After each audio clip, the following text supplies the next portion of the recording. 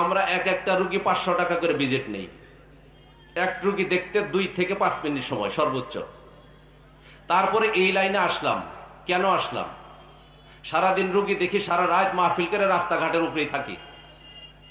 আসছি তার কারণ আছে না নাই? পরবর্তী কারণ তো একটা আছেই। দুনিয়ার মধ্যে একটা বড় কারণে আমি এই রাস্তায় এসেছি। 5টা কারণের মধ্যে একটা কারণ, আমি এই রাস্তায় এসেছি মানুষ হওয়ার জন্য। কি জন্য? কি মানুষ হওয়ার জন্য? বুদ্ধিমান মানুষ হওয়ার জন্য। প্রথম কথা, আমি মানুষ হতে এসেছি। 2 নম্বর কথা, আমি বুদ্ধিমান মানুষ হতে এসেছি। প্রশ্ন করতে পারেন, তাহলে আমরা কি মানুষ না? কথা বলেন। আল্লাহ তাআলা সূরা আরাফের 179 নম্বর আয়াতে বলছেন যে মানুষের চেহারা সুরত হলেই মানুষ হয় না। যে মানুষটা তার অন্তর দিয়ে আল্লাহকে খুঁজে পায় না, কান থাকতে কান দিয়ে আল্লাহর কথা শুনে না, চক্ষু থাকতে সত্যটা দেখে না, সেটা মানুষ হলেও আল্লাহ তাআলা বলেন তারা আমার কাছে চতুষ্পদ জন্তু। ঠিক কিনা বলুন? আমি প্রত্যেকটা কথা কোরআন হাদিস দিয়ে দলিল দিয়ে শুরু করবো ইনশাআল্লাহ। আগে একটু ভূমিকা দিচ্ছি। তো এই জন্যই মানুষ হইলেই মানুষ হয় না। মানুষের কিছু কোয়ালিটি, গুণ থাকতে হয়। আমি আপনাদের বুঝাই। সূরা আর রহমানের ভিতরে আল্লাহ তাআলা বলছেন আর রহমান আল্লামাল কোরআন খালাকাল ইনসান। এই জায়গাতে একটু চিন্তা করবেন। আল্লাহ প্রথমে বললেন আর রহমান আল্লামাল কোরআন, আমি কোরআন শিক্ষা দিয়েছি। খালাকাল ইনসান, মানুষ সৃষ্টি করেছি। এর আগে কোরআন শিক্ষা দিয়েছি। আল্লাহ প্রথমে মানুষ সৃষ্টির কথাটা বলতে পারতেন। আল্লাহ এই কথাটা দিয়ে বুঝাই দিলেন যে পর্যন্ত মানুষের ভিতরে কোরআনের জ্ঞান না ঢুকবে ততক্ষণ পর্যন্ত সেটা মানুষ না। ঠিক কিনা বলেন? আমি আর একটু সুন্দর একটা যুক্তি দিয়ে আপনাদেরকে বুঝাই। বুঝানোর পরে মূল আলোচনায় আমি ঢুকতেছি ইনশাআল্লাহ। সূরা ফাতিহার ভিতরে আমরা আল্লাহর কাছে একটা দরখাস্ত করলাম, করছি কিনা? 3.5টা আয়াতের পরে আমরা একটা দরখাস্ত করলাম, ইহদিনা সিরাতাল মুস্তাকিম। করছি কিনা বলেন? আল্লাহ তাআলা আমাদের এই কথাগুলোর উপর ভিত্তি করে, এই দরখাস্তের উপর ভিত্তি করে পুরো একটা কোরআন দিয়ে দিলেন। আমরা সিরাতুল মুস্তাকিম চাইলাম, জান্নাতে যাওয়ার রাস্তা চাইলাম। আল্লাহ আমাদেরকে একটা গাইডলাইন দিয়ে দিলেন, পুরো একটা কোরআন দিয়ে দিলেন। সত্য কিনা বলেন? এইবার আমার প্রশ্ন, বলুন তো, সূরা ফাতিহার পরে কোরআন যে আল্লাহ শুরু করলেন, সর্বপ্রথম সূরাটার নাম কি? সূরাতুল বাকারা। ঠিক কিনা বলেন? সর্বশেষ সূরাটার নাম কি বলেন? পরিষ্কার? বাকারা শব্দের অর্থ কি? গাভী মানে গরু, তাই তো? যেটা মহিলা গরু তারই তো গাভী বলে। পুরুষ গরুর চাইতে গাভীর দাম কম মানুষ বলে, তাই তো? যাই হোক, আমরা বাকারা শব্দের অর্থ হচ্ছে গাভী মানে গরু। নাস শব্দের অর্থ কি? মানুষ। কোন সূরাটা বড়? সূরা বাকারা বড় না সূরা নাস বড়? বাকারা বড়, নাস ছোট, তাই তো? এখন আপনাদের প্রশ্ন করি, আপনারা যখন মোটর সাইকেল কেউ চালান, মোটর সাইকেলের গিয়ার যদি 4টা থাকে, প্রথমে 4 গিয়ার মারেন না প্রথমে একটা মারেন? যদি 4টা প্রথমেই মারেন কি হবে? অ্যাক্সিডেন্টটা স্টার্ট বন্ধ হবে। ঠিক কিনা বলুন? তো আল্লাহ তাআলা এই জায়গায় ছোট্ট একটা সূরা দিয়ে শুরু করতে পারতেন। প্রথমেই 4 গিয়ার বড় সূরা দিলেন কেন? প্রশ্ন আছে না নাই? আমি কিন্তু আগেই বলেছি, আমি কিছু এক্সেপশনাল কথা বলবো যেটা অন্য কেউ কারো কাছে শুনবেন না।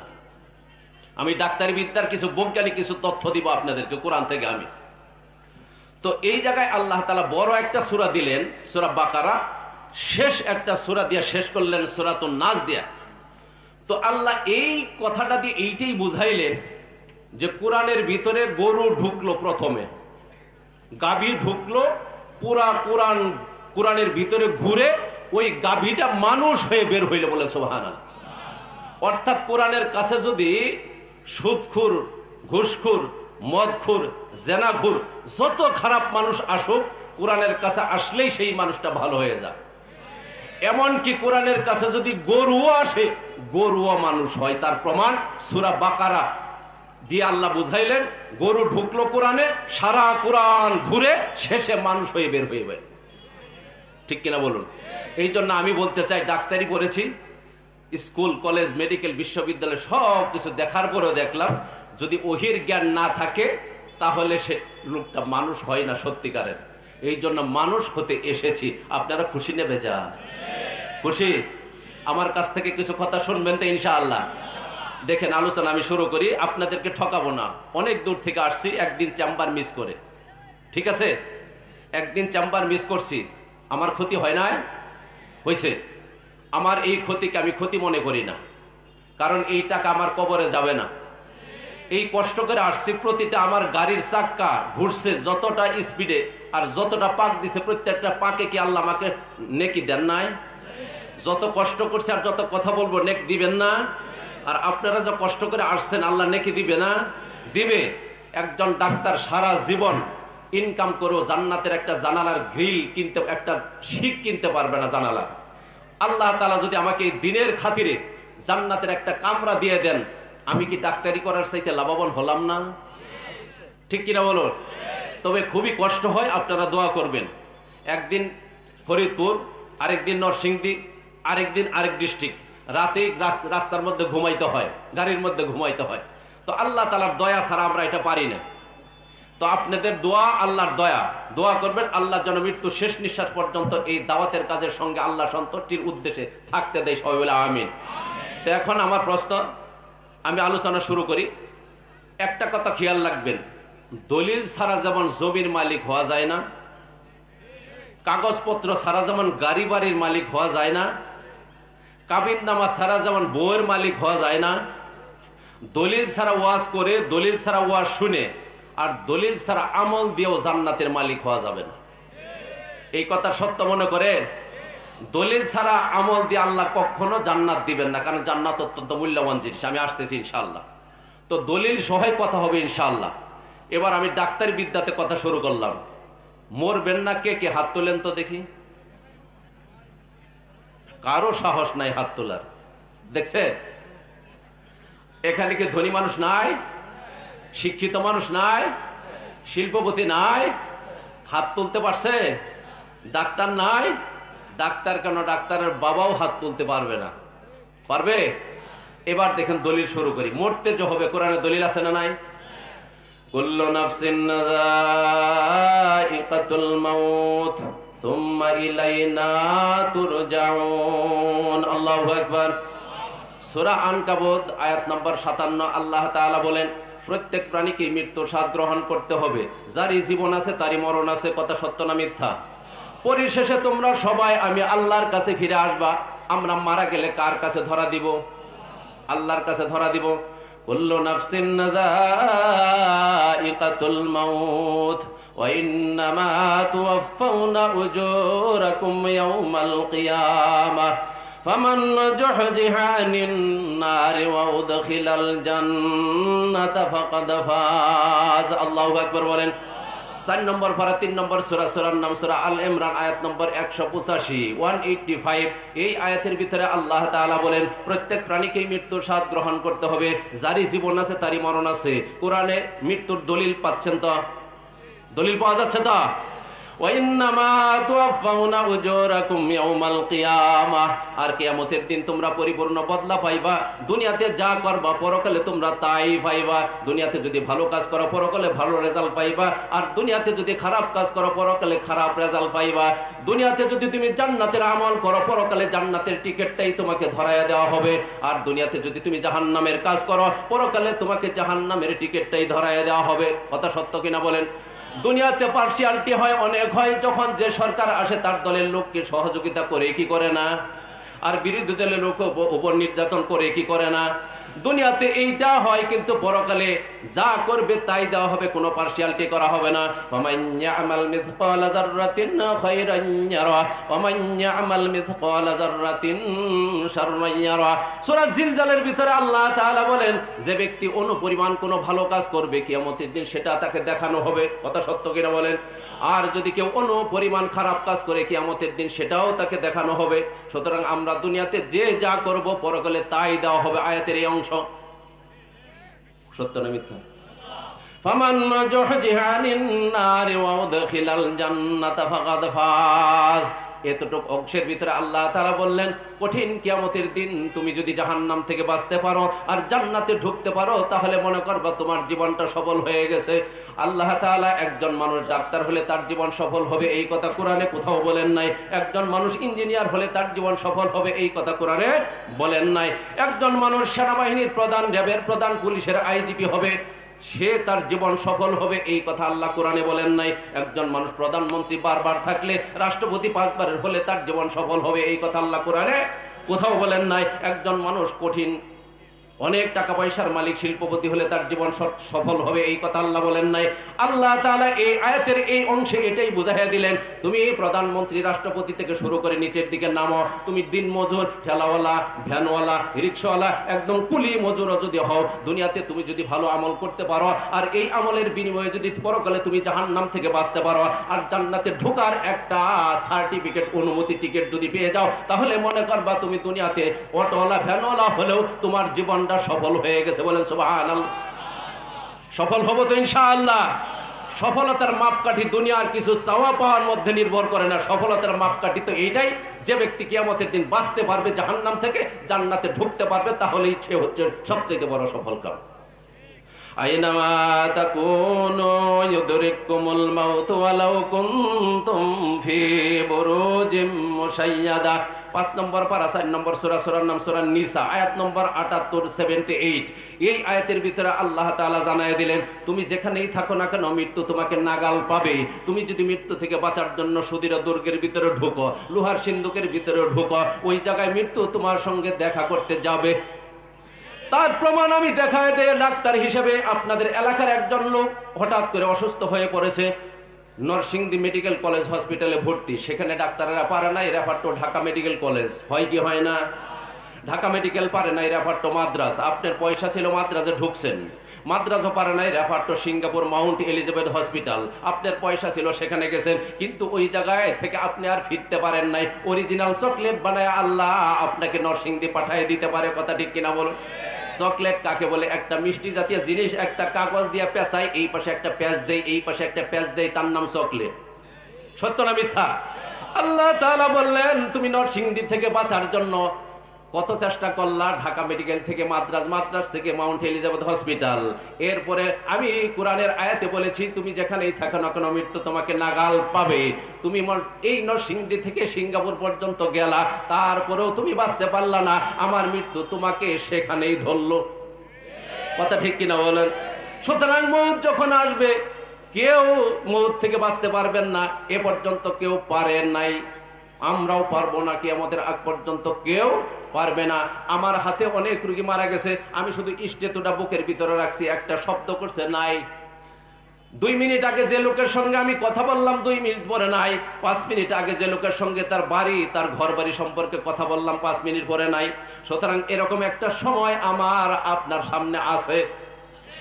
কবে আছে কেউ জানি না, কোথায় কখন হবে এটা কেউ জানে না। যার মৃত্যু যেভাবে লেখা থাকবে সেইভাবে হবে। কারো মৃত্যু যদি ঘরের বিছানায় লেখা থাকে, ঘরের বিছানায় সে মারা যাবে। কারো মৃত্যু যদি হসপিটালের বেডে লেখা থাকে, হসপিটালের বিছানায় মারা যাবে। কারো মৃত্যু যদি জেলখানার ভিতরে লেখা থাকে, জেলখানায় মারা যাবে। সত্য কিনা বলেন? কারো মৃত্যু যদি ক্ষেতের বাতরে, আইলের মধ্যে থেকে, ক্ষেতের বাতরে মারা যাবে, আইলে মারা যাবে। কারো মৃত্যু যদি রাস্তার মধ্যে দুর্ঘটনায় লেখা থেকে, দুর্ঘটনায় মারা যাবে। কারো মৃত্যু যদি ঘুমের মধ্যে লেখা থেকে, ঘুমের মধ্যেই মারা যাবে। আবার কারো মৃত্যু যদি সেজদার মধ্যে লেখা থাকে, সেজদার মধ্যেই লোকটা মারা যাবে। কথা ঠিক কিনা বলুন? আমরা আল্লাহ তাআলার কাছে দোয়া করব, আল্লাহ তোমার কাছে সবচেয়ে পছন্দের যে মউতটা, সেটাই আমাদের সকলকে দিও। ঠিক না ঠিক? মৃত্যুকে কেউ পিছিয়ে দিতে পারবেন? ধনী মানুষ হলে পিছিয়ে দিতে পারবে? সরকারি দলের লোক হলে পিছিয়ে দিতে পারবো? পারবে? আল্লাহ জানায় দিলেন, কিচ্ছু পারবা না। যা লিখে দিয়েছি 1 সেকেন্ড পিছাইতেও পারবা না, 1 সেকেন্ড আগাইতেও পারবা না। দলিল কোরআনে আছে না নাই? فَإِذَا جَاءَ أَجَلُهُمْ لَا يَسْتَأْخِرُونَ سَاعَةً وَلَا يَسْتَقْدِمُونَ। আল্লাহু আকবার। 14 নম্বর পারা, 16 নম্বর সূরা, সূরার নাম সূরা নহল, আয়াত নাম্বার 32। শুনতেছে? প্রত্যেকটা অক্ষরে কমপক্ষে 10টা করে নেকি পাচ্ছেন। আর তাফসীর যখন থেকে শুরু হয়েছে, ফেরেশতারা নেকি লেখা শুরু করছে, 1 সেকেন্ডের জন্য বন্ধ হবে না। আপনারা খুশি না বেজার? তাহলে কেউ এখান থেকে উঠবেন না ট্যাঙ্কি খালি করার জন্য। ট্যাঙ্কি ভুল হলেও কোচ্চে মেরে বসে থাকবেন, বুঝতেছেন তো? মাইক ম্যান একটু পাওয়ারটার বানতে গেলে দাও, ইকোমুখে থাকলে একটু বাড়ায় দাও, ঠিক আছে না?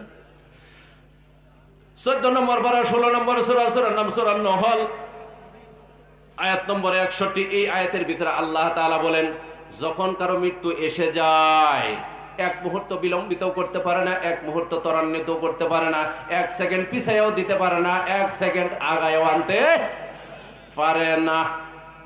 কথা ঠিক নেবে ঠিক? এই জায়গায় একটা কথা বলবো শোনেন, যারা দুনিয়াতে কোরআন সুন্নাহ মোতাবেক জীবন যাপন করবে, কোরআন দিয়ে তার ব্যক্তিগত, তার পারিবারিক, সামাজিক, রাষ্ট্রীয় জীবন গড়বে, নবীর সুন্নত দিয়ে তার জীবনটা গড়বে, মৌতের পরে তার জন্য জান্নাত আছে, এটা সত্য কথা। তবে ফেরেশতারা তার রূহ কবজের আগেই দুনিয়াতে থাকতেই তার জান্নাতের সুসংবাদ দিয়ে দেয়, বলেন সুবহানাল্লাহ। আর যে লোকটা কোরআনের বিরুদ্ধে চলে, কোরআনের বিরুদ্ধে চলে, নবীর তরিকের বিরুদ্ধে চলে, কোরআনের মাহফিলের বিরুদ্ধে চলে, আসে না নাই? ওই লোকটা মরণের পরে জাহান্নাম পাবে। আল্লাহ তাআলা বলেন, পরকালে জাহান্নাম পাবে, এটা সত্য, তবে তোর রূহটা কবজের আগেই আমি তোকে জাহান্নামের দুঃসংবাদটা জানায় দিব, বলেন নাউজুবিল্লাহ। যে ব্যক্তি কোরআন দিয়ে জীবন গড়বে, মওতের আগেই তার জান্নাতের সুসংবাদ কোরআনে আল্লাহ দেখেন, আল্লাযীনা তাতাওয়াফফাহুমুল মালাইকাতু তাইয়্যিবিনা ইয়াকুলুনা সালাম সালামুন আলাইকুম উদখুলুল জান্নাতা বিমা কুনতুম তা'মালুন। আল্লাহু আকবার। 14 নম্বর পারা 16 নম্বর সূরার নাম সূরা নহল, আয়াত নম্বর 32 32 নম্বর আয়াতে আল্লাহ তাআলা বলেন, যখন নবী গো পবিত্র থাকা অবস্থায় যখন ফেরেশতারা কারো জান কবজ করে, পবিত্র থাকা মানে গুনাহ নাই যার, কিন্তু গুনাহ ছাড়া কোনো মানুষ নাই। নবীজি বলছেন, কুল্লু বনি আদম খাত্তাউন ওয়া খায়রুল খাত্তাইনা তাওয়াবুন, প্রত্যেকটা বনি আদমের গুনাহ আছে, তবে ওই গুনাহগার শ্রেষ্ঠ, ভালো, উত্তম যে গুনাহর পরে তওবা করে ফেলে, বলেন সুবহানাল্লাহ। বিশ্বনবী আরেকটা হাদিসে বলেছেন, কোন বান্দা যখন, আমার উম্মত যখন গুনাহ করে ফেলে, এরপরে খাঁটিভাবে যদি তওবাটা করে, কামাল্লা জাম্বালহ, বিশ্বনবী বলেন সেই লোকটা যেন কোনো গুনাহই করে নাই, বলেন সুবহানাল্লাহ। অর্থাৎ যে ব্যক্তি গুনাহ করে ফেলেছে কিন্তু এরপরে তওবা করার পরে আল্লাহ তার গুনাহটা ক্ষমা করে দিয়েছেন, সেই লোকটা পবিত্র। এই পবিত্র অবস্থায় ফেরেশতারা যার কবজ করে, আল্লাহ নবীকে জানাইতেছেন, নবী গো ফেরেশতারা পবিত্র থাকা অবস্থায় যাদের জানটা কবজ করে, রূহটা কবজের আগে তাকে বলে, তুমি দুনিয়াতে যে নেক আমলগুলো করেছ তার কারণে তোমার প্রতি সালাম, শান্তি, আর তোমাকে মৃত্যুর আগেই জান্নাতের সুসংবাদ দিয়ে দিলাম, বলেন সুবহানাল্লাহ। খুশি নেবে যা? আমরা কি জান্নাতের সুসংবাদটা মওতের আগে চাই না? চাই। তাহলে কি দিয়ে জীবন করতে হবে? কোরআন সুন্নাহ দিয়ে জীবন করতে হবে, ঠিক না ঠিক? ইয়া আইয়াতুহান নাফসুল মুতমাইন্নাতু রজি ইলা রাব্বিকি রাদিয়াতাম মারদিয়্যা ফাদখুলি ফি ইবাদি ওয়াদখুলি জান্নাতি। আল্লাহু আকবার।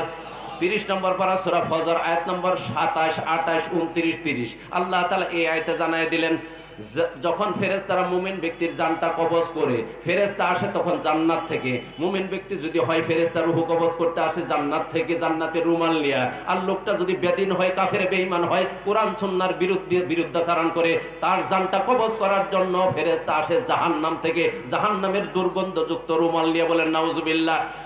এই আয়াতের ভিতরে আল্লাহ তাআলা জানায়া দিলেন, যখন কোন মুমিন ব্যক্তির জানটা ফেরেশতা কবজ করার জন্য তার শিয়রে বসে, মাথার কাছে বসার পরে রূহটাকে ডাক দেয় সম্মানের সহিত, হে প্রশান্ত আত্মা, তুমি আল্লাহর সন্তুষ্টির দিকে বের হয়ে আসো।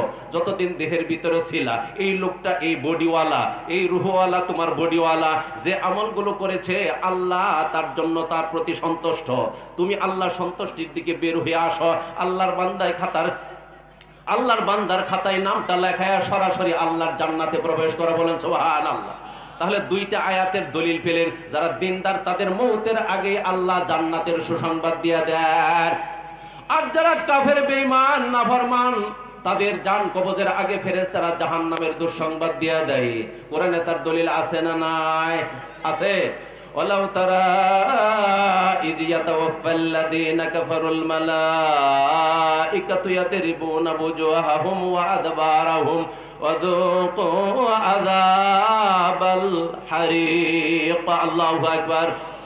10 নম্বর পারা 9 নম্বর সূরা, সূরার নাম সূরা আনফাল, আয়াত নম্বর 50 এই আয়াতের ভিতর আল্লাহ তাআলা জানায় দিলেন, নবী গো, যখন ফেরেশতারা কাফের বেঈমানের জানটা কবজ করতে আসে, তাদের মুখের ভিতরে চপটাঘাত করে, পিঠের ভিতরে চপটাঘাত করে, ফেরেশতারা তাদের মুখের ভিতরে থাপ্পড় মারে আর পিঠের ভিতরে থাপ্পড় দিয়া কয়, জ্বলন্ত জাহান্নামের আগুনের শাস্তি মৃত্যুর আগেই ভোগ কর, আর মৃত্যুর পরে চিরস্থায়ী তোদের জন্য জাহান্নাম। তাহলে যারা ভালো মানুষ তাদের মৌতের আগে জান্নাতের সুসংবাদ পেলেন তো, আর যারা খারাপ মানুষ কিসের দুঃসংবাদ? জাহান্নামের দুঃসংবাদ। ভাইয়েরা, খারাপ লাগতেছে? বলেন। যাদের ভালো লাগবে মনে করবেন তারা জান্নাতি মানুষ, কারণ কোরআনের কথা বলা হচ্ছে না?